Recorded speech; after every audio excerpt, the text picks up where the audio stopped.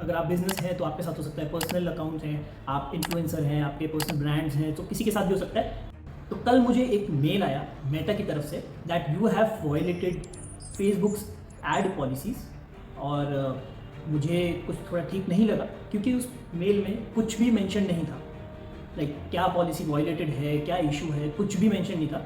Just एक review या review करने के लिए एक बटन प्रेजेंट था। सो मुझे कुछ डाउट हुआ, तो मैंने जो ऐड स्टार्ट किया था एक दिन पहले उसको मैंने पॉज कर दिया, दैट रिजॉल्व हो जाएगा।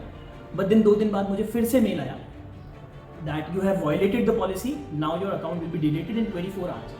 सो I was very busy in some work और मैंने गलती से उस पर क्लिक करा। एंड जनरली मुझे पता है कि ये फिशिंग स्कैम्स किस तरीके से होते हैं, इनका क्या रहता है। वो हमेशा केयरफुल ही रहता हूँ ईमेल्स में, कभी भी ऐसे ईमेल्स आते हैं तो I never click on links, I just check कि किसकी तरफ से मेल आया। सो इन दिस केस मतलब even it was so smooth, it was so perfectly done that even I was even I clicked on the link and put my information in there and the Facebook password. But जैसे ही मैंने Facebook password डाला, so I've turned on the two-factor authentication for my Facebook account login. तो वो मैंने Google Authenticator के through on किया हुआ है। So what happens is Google Authenticator her 30 second में एक कोड जनरेट करता है। So while logging in मुझे वो कोड एंटर करना पड़ता है। So what happened is जैसे ही मैं कोड एंटर कर रहा था तो वहाँ पे again and again it was showing invalid and कुछ प्रोसेस ही नहीं हो रहा है। So I doubted and I realized कि ये तो गलत है। So I quickly went back to the email and I just checked कि ये तो outlook.com से मेल आया हुआ है and Meta will never send an email from Outlook ID domain. So I quickly went back to my Facebook account and I changed all the passwords and everything, and then I just checked about it. I researched on Google. Okay, yes, so there are a lot of Meta policy violation scams going on recently.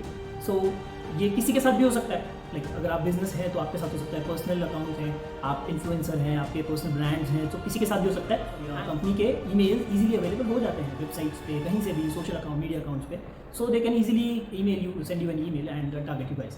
सो इससे हमें बहुत careful रहने की ज़रूरत है। कुछ steps हैं जो हमें ध्यान में रखने हैं ताकि हमारे साथ ऐसा स्कैम ना हो। हमें करना क्या है कि कभी भी ऐसा कोई अर्जेंट मेल आए, लाइक कि आपको अभी करना है, 24 आवर्स में आपका ये हो जाएगा, डिलीट हो जाएगा, कुछ अर्जेंसी क्रिएट होता है तो आपको बिल्कुल पैनिक नहीं करना है एंड कुछ भी उसमें एक्शन नहीं लेना है। And then you just have to check कि किस ईमेल आईडी से मेल आया हुआ है।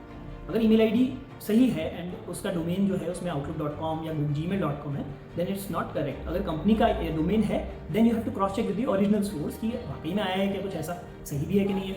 और ऐसे ईमेल्स में जनरली आपको टाइपोज या कुछ ग्रामेटिकल एरर्स या कुछ छोटे छोटे एरर्स दिखेंगे जो ये ईजी होगी, बहुत एक फर्स्ट लुक में आपको बहुत ईजी कर देंगे कोई भी स्कैम ईमेल को आइडेंटिफाई करना। ये है।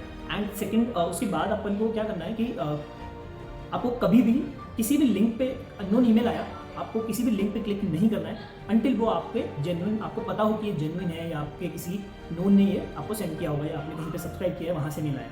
सो आपको कभी भी ऐसे अननोन लिंक्स पे क्लिक नहीं करना है। एंड इवन अगर आप क्लिक कर भी देते हैं देन अगर वो लिंक आपके पर्सनल इन्फॉर्मेशन को मांगते हैं तो you should avoid putting your personal information. And अगर if you are trying to sign up और सब्सक्राइब आप करिए, बट अगर आपका कहीं से कोई पासवर्ड पूछता है, सेंसिटिव इन्फॉर्मेशन पूछता है, देन प्लीज़ अवॉइड कि आप ऐसा कुछ करते हैं। तो these are some methods from which we can avoid these scams.